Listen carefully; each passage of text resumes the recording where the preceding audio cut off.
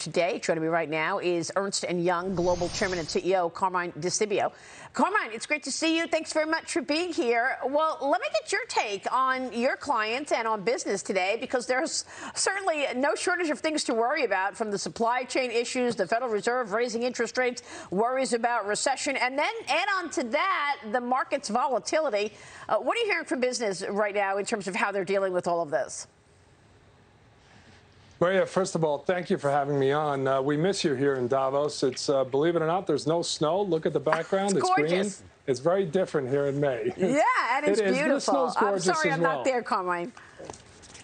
No, it's all good. Yeah, so here in Davos, there is a negative tone to the economy, to everything going forward.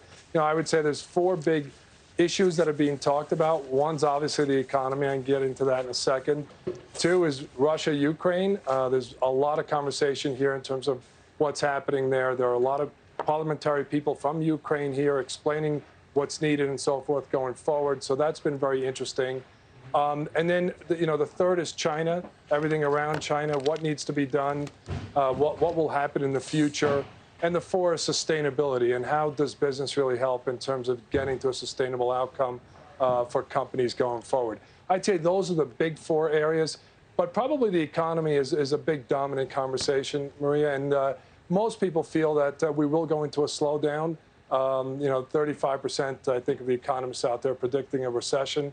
To be honest with you, from our business at EY, we're not really seeing that yet. Our business continues to have strong growth across the board in our consulting, audit, and tax divisions. Yeah. And we are, and we continue. Now, deal volumes, because obviously we do a lot of deal work, Maria, they're still out there, and there's still a lot of cash out there on corporate balance sheets, in private equity. And so things are being analyzed, but it's very difficult to push a button to go public or do anything like that in this environment. Yeah, sure. So there is a bit of a lag showing up there. Dagan? Carmine, it's Dagan McDowell. Talk about, though, the compensation problems that a lot of firms might be having in terms of when you have a collapse. And I'm thinking about kind of a lot of these newer companies, these companies that got really hot during the COVID pandemic. But when you have a collapse in a stock like, say, Teladoc, just as one example, the pay that a lot of these individuals, these employees were expecting disappears. And it's in terms of their the value of any stock compensation or options compensation. And how do companies grapple with that? That's a fair point, Dagan. This is one of these things where there's still a labor shortage out there. I mean, there's still, we're looking to hire a lot of people. It's difficult to find people. That's across the board. But there is expectation from people that they're going to get paid a certain amount of money.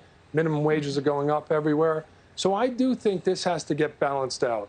Unemployment is still very, very low. People are talking about inflation, but the first thing, if you Google inflation, the first thing that'll tell you is, high unemployment.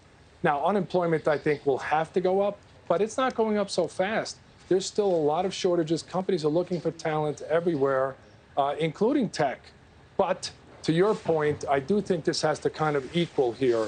Some of the expectations of what people were demanding to be paid, whether it's in stock options or cash, has to come down. It's going to be the only way we can go forward. And that's what the Federal Reserve is trying to do. The International Monetary Fund Managing Director, Kristalina Georgieva, in a new blog, says that the global economy is facing its biggest test since World War II, Carmine.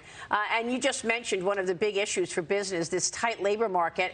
How long do you think this is going to take in terms of loosening this up? Federal Reserve already raised rates twice. We're expecting a couple more 50 basis point hikes in the next couple of weeks. But, we also have this pushback from some of our panelists. Stephanie Pomboy says markets are going to be so dramatic and selling off in the face of the Fed, they're not going to be able to raise rates as much as they think they are. Maria, this is a good question. First of all, the first thing I would say is in any economic cycle, where we used to think economic cycles go on for 2 years, 5 years, 10 years, today everything is much shorter. The time frame is much shorter. The amount of data and the use of technology and how well people are connected globally, it forces the time frame to be much shorter. So we have people on all sides. There's a lot of headwinds. There's a lot of headwinds going on. And I do think the economy will come down, across the board. But will we be in a recession? Personally, I don't think so. And you know what? Some of this is not bad for business. It's not bad for the overall environment. I do think we were running hot. There was too much money in the environment. That needs to cool down, and then we could rebuild. And so I personally think this is a 6-month issue or so. Yeah. And then it'll start rebounding back. Carmine, real quick before you go, you mentioned China. Do you think corporate America is getting more cautious on China? I mean, for the longest time, it was all about growth, selling to the 1.4 billion person population. And you know, the CCP is still stealing intellectual property, human rights abuses. Is there a change, a shift in the way corporate America looks at China now? Absolutely, Maria. To me, there's been a big shift, you know, including China's reaction when Russia invaded Ukraine. That was not a good reaction, and I think we've seen capital flow coming out of China, and frankly, corporate America is looking at, you know, what to do going forward. What we're seeing in terms of supply chains is what you make in China, you sell in China. But if you make things, you want to make them somewhere else. You want to make them somewhere where, you know, the term now is friendshoring, somewhere where you're comfortable in the country that you're making them in. Well, I mean, so it's about time, America is on this at this point. All of this reliance on China for so many critical items.